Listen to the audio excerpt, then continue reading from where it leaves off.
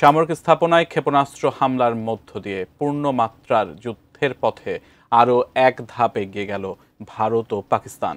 পূর্ণমাত্রার যুদ্ধ শুরু হলে বিভিন্ন মহলে শঙ্কা রয়েছে পারমাণবিক অস্ত্র ব্যবহারেরও।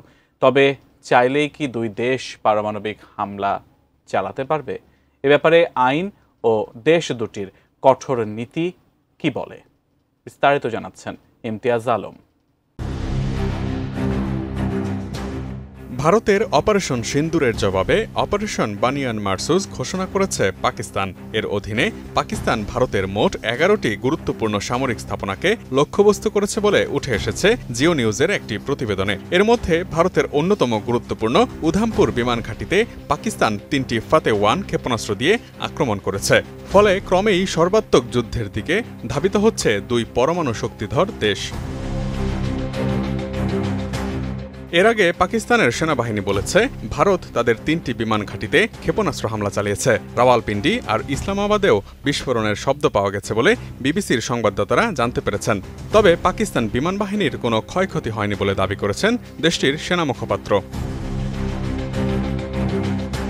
দুই দেশ এর আগেও বহুবার মুখোমুখি হলেও বড় ধরনের ক্ষেপণাস্ত্র হামলার মতো ঘটনা ঘটেনি। তাই দুই দেশ যদি এবার পূর্ণমাত্রার যুদ্ধে জড়িয়ে পড়ে তবে পারমাণবিক হামলা পর্যন্ত সেই যুদ্ধ গড়াবে কিনা সেটি নিয়েও প্রশ্ন উঠছে। তবে চাইলেই কি পারমাণবিক যুদ্ধে জড়াতে পারবে এই দুই দেশ?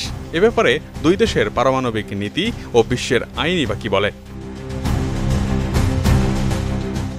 ভারত ও পাকিস্তান কোনো দেশই পারমাণবিক অস্ত্র বিস্তার রোধ চুক্তি বা এনপিটি স্বাক্ষরকারী দেশ নয়। তাই এদিক থেকে দুই দেশের হাতের বাঁধনই খোলা রয়েছে। ভারত বলেছে সমস্ত দেশ একই সঙ্গে পারমাণবিক নিরস্ত্রীকরণ না করা পর্যন্ত তারা তা করবে না। তবে দুই দেশেরই পরমাণু অস্ত্র প্রয়োগের ক্ষেত্রে রয়েছে কঠোর নীতি।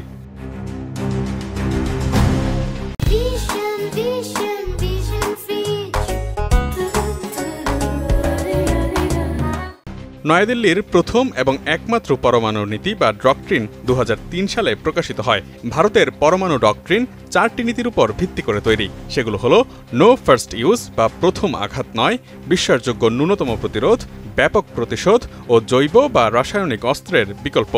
এই ৪টি নীতির সার কথা যা দাঁড়ায় তা হল ভারত শত্রুর উপর প্রথম পারমাণবিক হামলা চালাবে না। পারমাণবিক হামলার শিকার হলে তবেই কেবল তারা পারমাণবিক অস্ত্রের মাধ্যমে প্রতিশোধ নেবে। আর তাতে ভারত এমনভাবে প্রতিশোধ নেবে যাতে শত্রুর সামরিক সক্ষমতা সম্পূর্ণরূপে ধ্বংস হয়। ডক্ট্রিন অনুযায়ী ভারত সেই রাষ্ট্রের বিরুদ্ধেই পারমাণবিক অস্ত্র ব্যবহার করবে যারা জৈব বা রাসায়নিক অস্ত্র দিয়ে দেশ বা বিদেশে তাদের সামরিক বাহিনীকে লক্ষ্য করে হামলা চালাবে। অন্যদিকে পাকিস্তান পারমাণবিক অস্ত্র ব্যবহার সংক্রান্ত কোনো ব্যাপক নীতি আনুষ্ঠানিকভাবে প্রকাশ করেনি।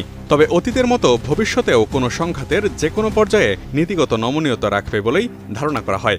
২০০১ সালে ৪টি বিস্তৃত রেডলাইন বা ট্রিগার নির্ধারণ করে দেশটি, যাতে কোন পরিস্থিতিতে পারমাণবিক অস্ত্র মোতায়েন করা যেতে পারে বলে উল্লেখ করা হয়েছে।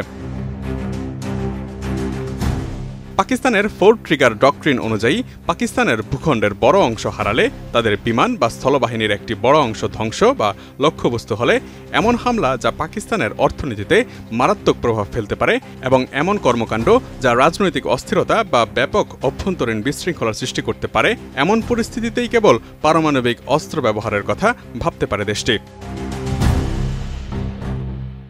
অবশ্য ২০২৪ সালের মে মাসে পাকিস্তানের পারমাণবিক কমান্ড সংস্থার উপদেষ্টা বলেছিলেন ইসলামাবাদের প্রথমে আঘাত করার নীতি নেই।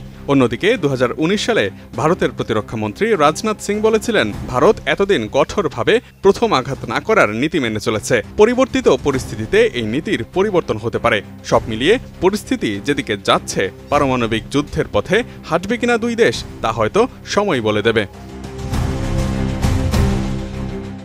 Imtiaz Alam, desk report, ATN news.